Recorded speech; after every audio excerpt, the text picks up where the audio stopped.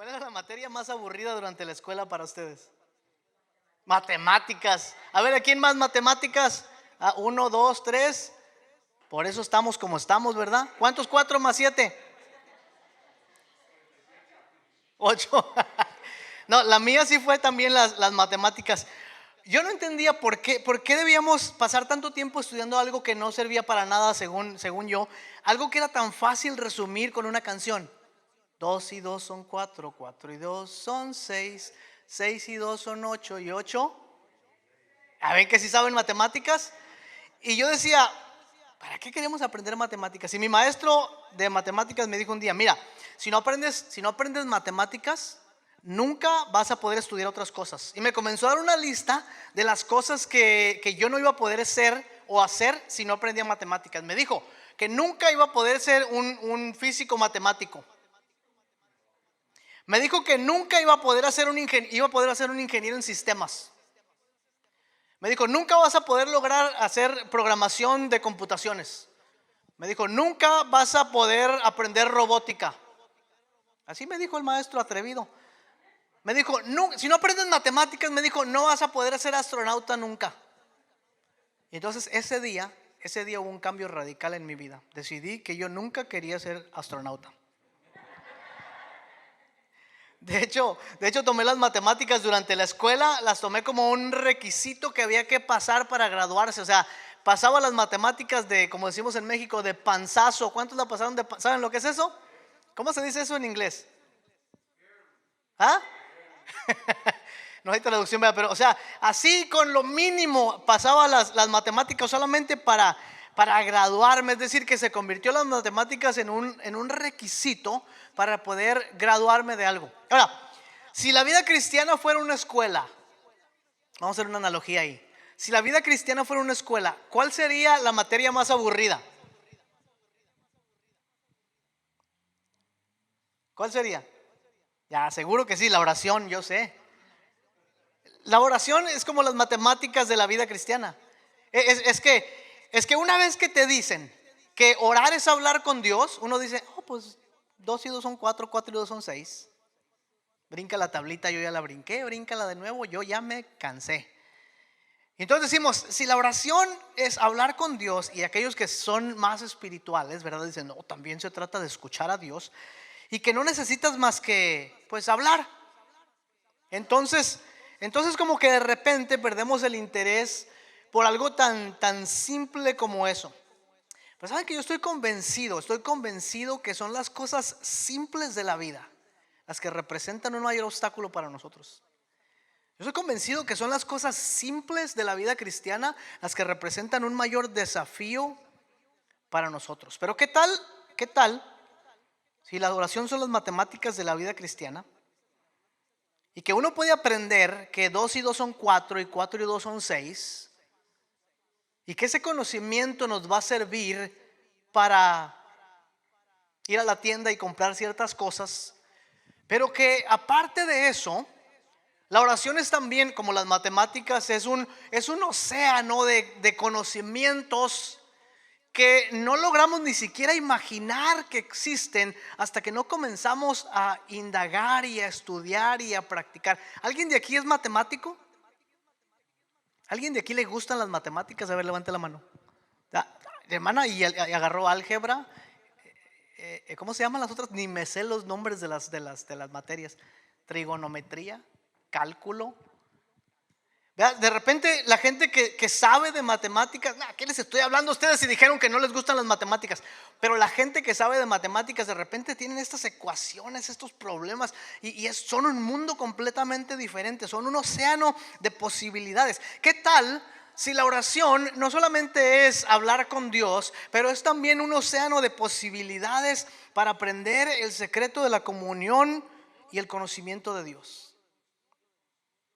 Vamos a reimaginar esta mañana, vamos a reimaginar el lugar de la oración en nuestras vidas. Y tal vez podamos pasar de ver la oración como un requisito que tenemos que saber para pasar de año, ¿ok? Para pasar de panzazo en la vida cristiana, a imaginarnos, a reimaginarnos. Y cuando digo imaginarnos, no estoy pensando en inventar cosas, sino en repensar lo que nosotros sabemos acerca de la oración y reimaginarnos la oración como este océano de conocimiento, como esta llave que nos abre la puerta para la intimidad con Dios, si es que realmente estamos tomando en serio nuestra intimidad con Dios. Estamos en el libro de Nehemías. Y la semana antepasada que estuvimos aquí les dije que estamos usando el libro de Nehemías como una analogía. No quisiera decir una alegoría, porque no todo lo que estamos viendo en Nehemías es alegórico, pero sí estamos usando un poquito de la alegoría, pero más que todo de la analogía, para ver la vida de Nehemías como una comparación de nuestra vida espiritual. Y después de dar el primer paso, como vimos la semana antepasada, y abrirse a la reconstrucción de la obra del muro y de las puertas y de la ciudad de Jerusalén, ¿qué va a hacer ahora Nehemías? Y si esa es una comparación de nuestra vida cristiana, o una alegoría de la vida cristiana, aunque tenemos que tener cuidado con las alegorías, pero en una manera muy segura aquí vamos a decir, si esta es una alegoría de la vida cristiana, ahora que Dios nos invita a reconstruir con Él, ¿qué sigue? Después de habernos dado cuenta que hay algo que tenemos que hacer. ¿Se acuerdan? La semana pasada dijimos que Nehemías recibe la noticia de que habían quedado algunos de la cautividad que estaban en Jerusalén, y dice que estaban en gran afrenta, que el muro estaba derribado, que las puertas estaban quemadas a fuego. Y se da cuenta de repente Nehemías que está ante una tarea muy, muy grande. Porque la ciudad y el templo representan la presencia de Dios en el pueblo. Si es que vamos a tomar esta historia de Nehemías como una analogía de la vida cristiana, la ciudad y el templo, el muro, representan la presencia de Dios en su pueblo, y están destruidos, están quemados a fuego. Y Nehemías de repente se da cuenta que estas cosas tan importantes están destruidas, y entonces va a tomar la decisión de hacer algo al respecto. ¿Pero hacer qué? ¿Cómo podemos comenzar esta tarea tan grande? Nos preguntamos si vale la pena arriesgar nuestra posición, nuestra comodidad, nuestro trabajo, nuestra libertad, especialmente si arriesgamos nuestra comodidad. Y ahí en esta decisión nos damos cuenta que esto que vamos a hacer, o esto que hemos venido haciendo, solamente resulta una lucha en debilidad para nosotros. Como decíamos hace un par de semanas, una lucha en completa debilidad. Y como Nehemías, también nosotros comenzamos nuestra vida en completa debilidad. Y aquí hay un asunto muy importante. Nehemías inmediatamente se da cuenta de que el trabajo que está delante de él es un trabajo que no puede realizar por sí mismo, que él no tiene en sí mismo ni los recursos, y no tiene en sí mismo las capacidades, ni el dinero, ni ninguna otra cosa para hacer esta obra que ahora está delante de él.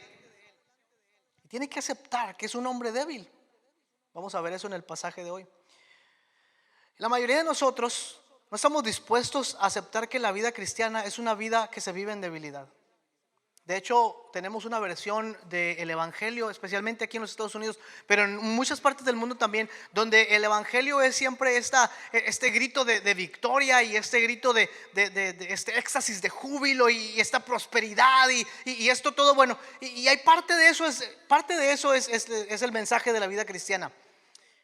Pero se nos hace muy difícil a nosotros aceptar que la vida cristiana, ante todas las cosas, es una vida que se vive en debilidad. Estamos más bien enamorados o por lo menos estamos a gusto en la corte del rey, con la copa en la mano, con el trabajo que se nos ha encomendado, que es un trabajo que ya sabemos cómo hacer, ya sabemos cómo manejar la copa, ya sabemos cómo acercarnos al rey, ya sabemos cómo probar el alimento antes de que él lo tenga que probar, ya sabemos cómo dirigirnos en los pasillos intrínsecos de la corte del rey, ya sabemos cómo accesar a su presencia. Y vivimos en una cierta comodidad. Pero ahora Nehemías se enfrenta ante esta situación y dice: ¿por dónde comienzo?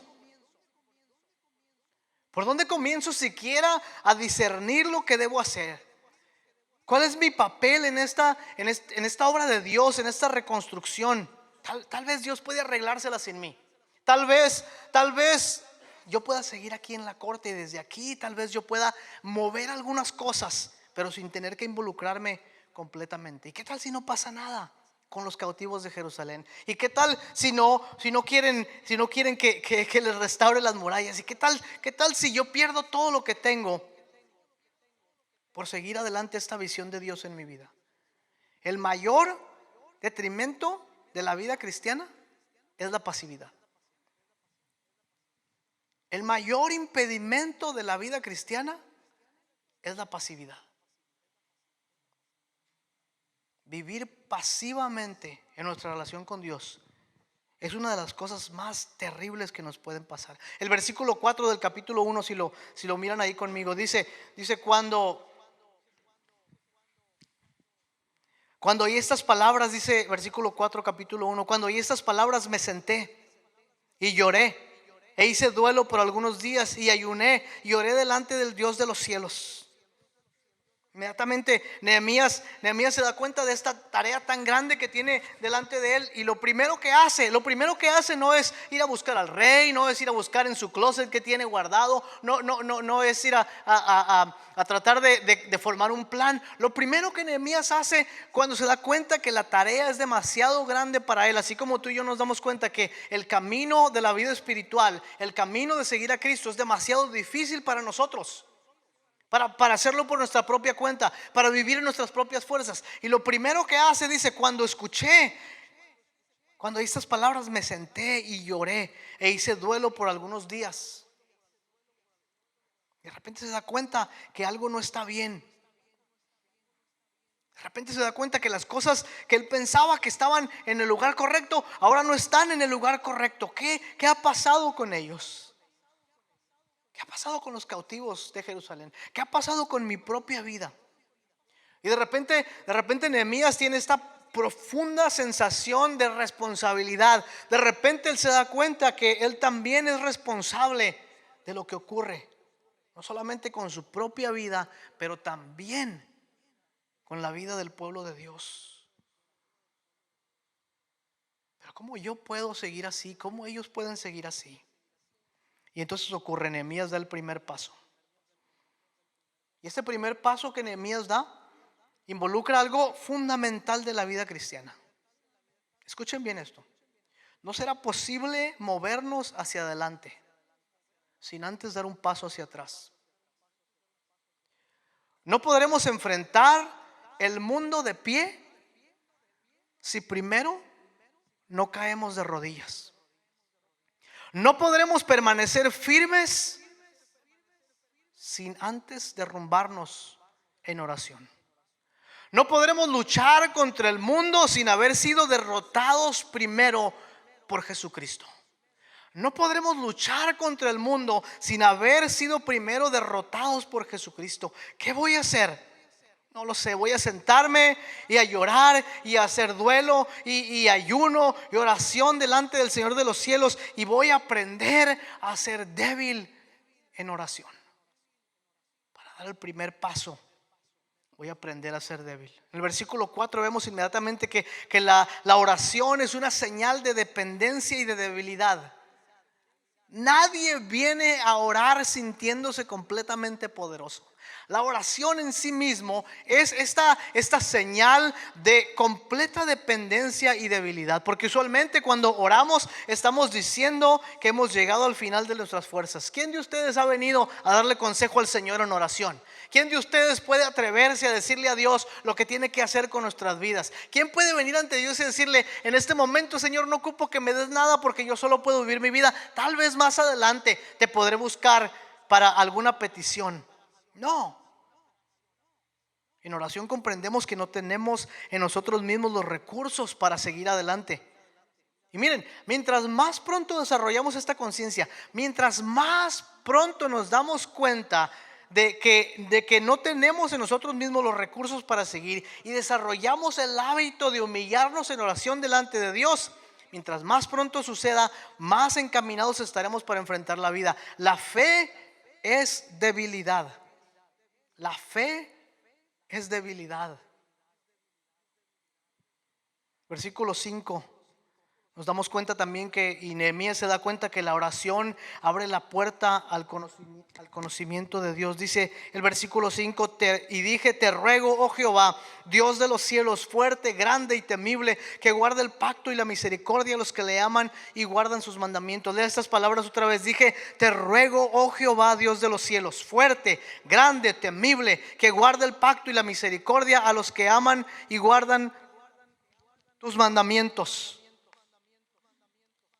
Inmediatamente Nehemías se da cuenta que está delante de un Dios mucho más grande de lo que él se había imaginado. Pensamos que conocemos a Dios, pero muchas veces lo que hemos hecho es que hemos confeccionado a un Dios a nuestra medida. En lugar de haber sido creados a imagen y semejanza de Dios, hemos creado a Dios a imagen y semejanza de nosotros. Y Nehemías se acerca a este Dios increíble, a este Dios grandioso, a quien también llamamos Padre. El Dios que es totalmente independiente de todas las cosas. ¿Se dan cuenta el lenguaje que Nehemías utiliza? Viene ante este Dios grande y temible y poderoso, y Nehemías sabe, conoce que Dios es totalmente independiente de todas las cosas. Dios es autosuficiente. Dios es autoexistente. No tiene principio ni tiene fin. Su existencia no tiene fecha de caducidad. Él existe desde siempre y para siempre. Como dice una porción de la Confesión de Westminster, Dios no tiene necesidad de sus criaturas. Dios no tiene necesidad de nosotros. Para los que les gusta estudiar un poquito de teología, esto en términos teológicos se conoce como la aceidad de Dios. La aceidad de Dios quiere decir que Dios es aparte de sus criaturas y Él tiene vida en sí mismo. Él es el único que tiene vida en sí mismo. Él es Yahweh. Él es yo soy el que soy. Es el único que tiene vida en sí mismo. La aceidad de Dios puede entenderse simplemente como Dios es. Toda la creación existe, solo Dios es. Él es el gran yo soy. Y esto es sumamente importante para considerar cuando estamos viendo la vida de Nehemías. Es muy importante considerar cómo él se acerca a este Dios a quien nosotros también conocemos. Y es importante que comprendamos que nuestro Dios Padre, Hijo y Espíritu Santo no tenía ninguna necesidad de crearnos a nosotros. No estaba solo, no necesitaba amor, no necesitaba compañía, no necesitaba absolutamente nada de nosotros, no estaba solitario. La corriente evangélica de nuestros tiempos nos invita a pensar que somos el centro del universo y que Dios nos hizo porque necesitaba mostrarnos su amor y porque Dios es un Dios que de alguna manera está incompleto sin nosotros. Dios no nos necesita a nosotros. La existencia de Dios no es causada por ninguna cosa. Al contrario, todo lo creado existe por Él y para Él. Y Él sostiene todas las cosas porque Él mismo las creó. Y miren, ignorar consciente o inconscientemente esta parte del conocimiento de Dios hace que muchas personas hayan hecho una caricatura de Dios. No que le falten al respeto o no que no quieran conocerle, pero muchos cristianos, por no conocer esta virtud de Dios, han hecho de Dios una versión grande de un ser humano. Así como un hombre superpoderoso, como una persona que tiene superpoderes. Dios no es un ser humano grandotote que tiene poderes. Dios no es una versión perfecta de nosotros y mucho más grande de nosotros. Dios es completamente distinto a nosotros. Nosotros fuimos hechos a imagen de Dios. Dios no fue hecho a imagen de nosotros. Por eso el lenguaje que utilizamos para hablar a Dios muchas veces refleja esa idea que tenemos de Dios. ¿Qué palabras utiliza usted para hablar con Dios? Si las palabras que usted utiliza para hablar con Dios son palabras que reflejan la idea de que Dios es un humanote grande, o un ser superpoderoso, eso quiere decir que usted no está conociendo bien quién es el Dios de la Biblia. Y Nehemías viene ante el Señor y se encuentra ahora ante este Dios a quien él reconoce que está por encima de la humanidad, por encima del universo entero. Y me doy cuenta, dice Nehemías en el siguiente versículo, que yo y mi pueblo hemos pecado contra él. Vean los versículos 6 y 7. Dice: esté ahora atento tu oído y abierto tus ojos para oír la oración de tu siervo, que ahora hago delante de ti de día y de noche, y confieso los pecados de los hijos de Israel que hemos cometido contra ti. Sí, yo y la casa de mi padre hemos pecado contra ti. En extremo nos hemos corrompido contra ti y no hemos guardado los mandamientos, estatutos y preceptos que diste a Moisés, tu siervo. Y ahora me encuentro ante este Dios que va más allá de mis palabras, que está por encima de mi conocimiento, que es mucho más de lo que yo jamás pude imaginarme. Y me doy cuenta, dice Nehemías, que hemos pecado contra este Dios. ¿Por qué? Porque la oración reconoce la separación que el pecado ha causado en nuestras vidas. Por eso cuando nos juntamos cada domingo, lo primero que hacemos, ¿qué es? Bueno, no lo primero, pero el primer acto mayor de adoración que hacemos es confesar nuestros pecados al Señor. Porque ahí reconocemos en oración que hemos pecado contra Dios. El pecado de Israel contra Dios, que es también el pecado de Adán contra Dios, es el pecado que también es nuestro pecado contra Dios, es el pecado de la idolatría. Israel fue llevado cautivo a Babilonia y después con los persas y después con los griegos y luego con los romanos, porque Israel había cometido idolatría ante Dios. Así como Adán había decidido adorar la creación en lugar del creador, así como usted y yo seguimos pecando muchas veces de idolatría ante el Señor. La idolatría es un asunto muy grave, no solamente porque nos previene adorar al único y verdadero Dios, sino porque usted y yo nos convertimos en todo lo que adoramos. Cuando alguien dice, ponga usted cualquier ejemplo ahí y que diga, no es que yo quiera, no sé, ¿qué le pudiera poner a cualquier cosa que se ha convertido en un pequeño ídolo para nosotros? No es que yo realmente lo idolatre, pero es que sirve para mi vida, ¿verdad? Te estoy mirando a todos los que están acá. ¿Y qué pasa después de un tiempo? Que empezamos a amar aquello que perseguimos. ¿Y qué pasa después de un tiempo? Que nos convertimos en las cosas que amamos. Si adoramos a Dios, nos convertimos en la imagen de Dios. Si adoramos a los ídolos, nos convertimos en la imagen de los ídolos. Cuando Moisés baja de la montaña con las tablas de la ley y el pueblo de Dios está desenfrenado adorando, ¿qué adoraban? Su becerrote de oro, ¿verdad? ¿Qué hizo Moisés? Desbarató el becerro de oro, lo pulverizó, lo mezcló con agua y se lo dio a tomar. Los hijos de Israel se convirtieron en el ídolo que adoraban. Se tragaron el ídolo que adoraban. Y dice Nehemías, dice: Señor, hemos pecado, hablando específicamente del pecado de la idolatría por lo cual han sido exiliados. Hemos pecado contra ti, Señor. Nos hemos apartado de tus caminos. Nos hemos convertido en aquellas cosas que pensamos que no iban a tener una gran influencia en nosotros, pero ahora se convirtieron en nuestros ídolos y ahora no podemos deshacernos de ellas. Ahora no podemos alejarnos de aquellas cosas que inicialmente parecían algo inofensivo para nosotros. Ahora somos aquellas cosas que adorábamos. Nos hemos tomado el becerro de oro. Nos hemos convertido en nuestros ídolos.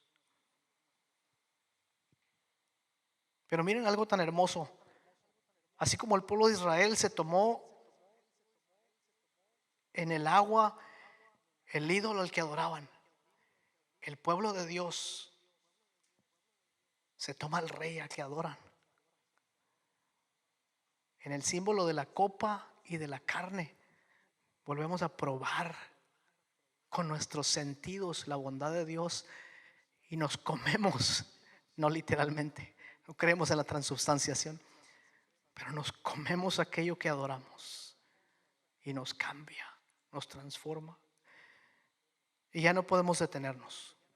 Y ya Nehemías no puede detenerse. Nos hemos dado cuenta de nuestra debilidad, hemos reconocido nuestro pecado de idolatría, estamos en oración ante el Señor reconociendo su poder y nuestra debilidad, y entonces se abre la puerta. Versículos 8 al 10.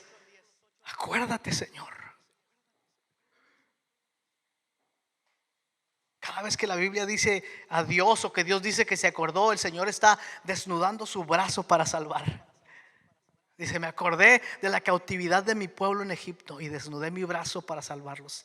Y Nehemías apela a esta salvación de Dios y le dice: Señor, acuérdate de nosotros. No es porque a Dios se le ha olvidado, es porque le está diciendo: Señor, sálvanos, Señor, acuérdate de nosotros, porque Dios recuerda para salvar. Acuérdate, Señor, de tus promesas. Acuérdate, Señor, de las palabras que nos hablaste, versículo 8 o 9. Acuérdate, Señor, de tu pacto con nosotros. De repente Nehemías ha abierto la puerta y ha puesto su debilidad en el altar, y ha puesto la grandeza de Dios delante de él, y pasa por esa puerta, y de repente está ante este Dios que ha prometido, este Dios que ha amado, este Dios que ha dado pactos. Y se da cuenta de repente, en oración, se da cuenta que está en el centro de los propósitos y las promesas de Dios. Dice: Señor, recuerda tus promesas que nos hiciste a nosotros, que tú nos traerías de regreso a la tierra. Y de repente en esta oración Nehemías está en el corazón de los propósitos y las promesas de Dios. Y esto es lo más hermoso con la vida de oración, hermanos, hermanas, que a veces cambian las circunstancias y a veces no cambian las circunstancias, pero lo que siempre cambia es nuestro corazón. Por eso las palabras de nuestro Señor Jesucristo, cuando nos enseña a orar y nos dice: ustedes deben orar así: Padre nuestro que estás en los cielos, reconociendo primero, ¿se dan cuenta? La aceidad de Dios.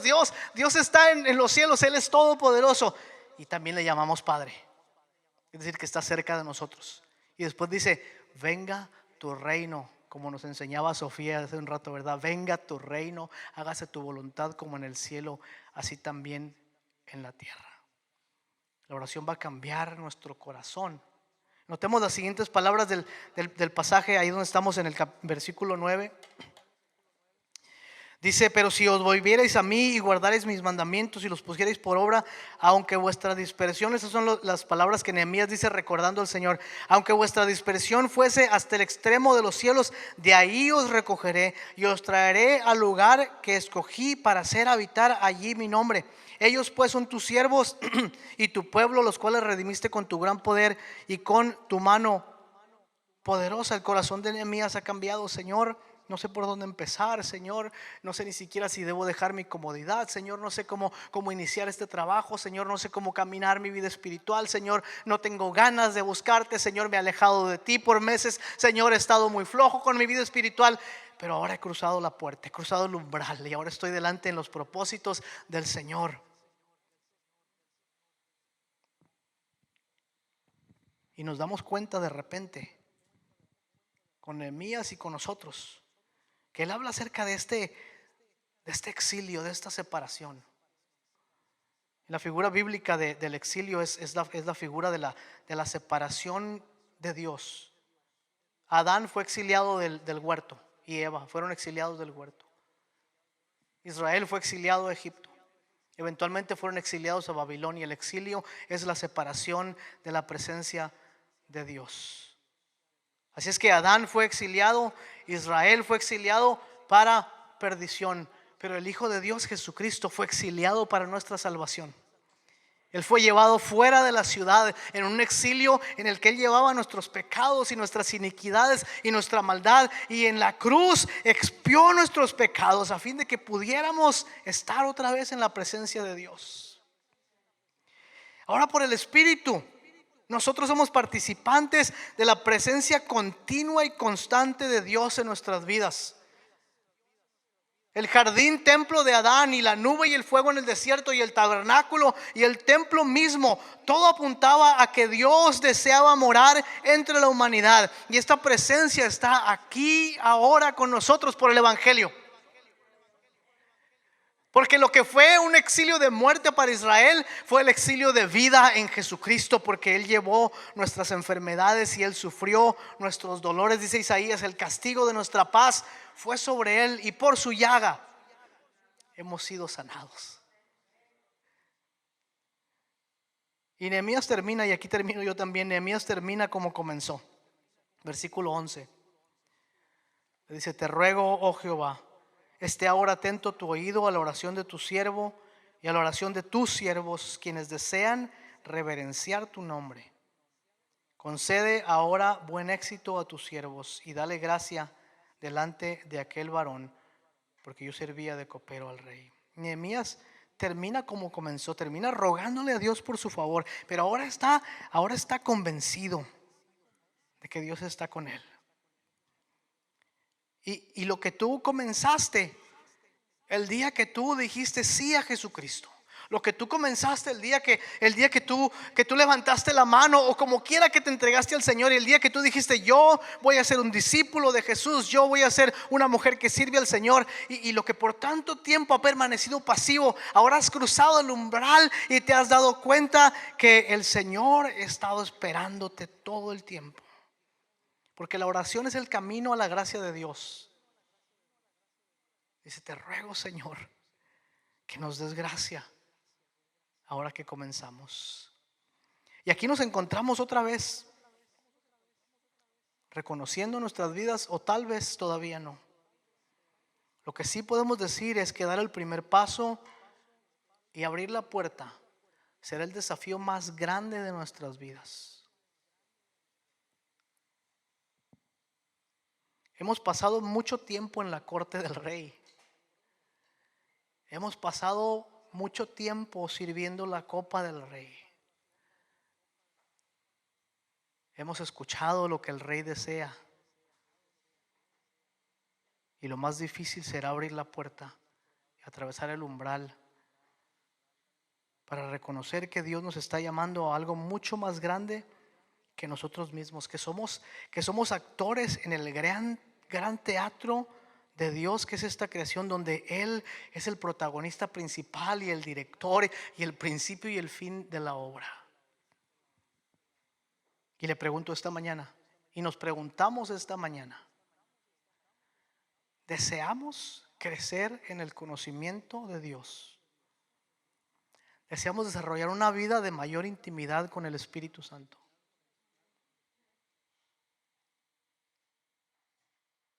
Entonces demos el primer paso.